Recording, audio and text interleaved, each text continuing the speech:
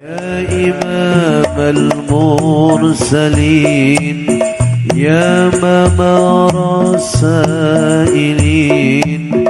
awalul ilmi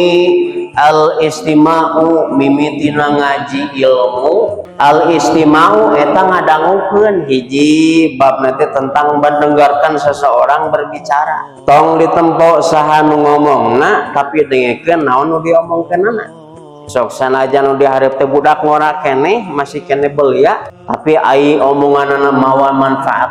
kupingkeun laksana saeuseut ieu teh lamun batur keur ngomong tong dipotong dengekeun dek omonganna bener dek teh dengekeun geus beres karek kurang gitu. Jadi pendengar yang baik baru jadi pembicara yang hebat. Sumul fahmu cenah nu kadua teh pahami sanggeus didengekeun dilenyepan cukup sakit henteu tapi kudu bisa dipahami dimengerti kitu naon nu diomongkeun tadi teh geus diomong teh asup kana ceuli tong asup kana ceuli katu kaluar ka kenca pahami naon nu diomongkeun teh artin teu mun teu kan tanyakeun samul fahmu cenah pahami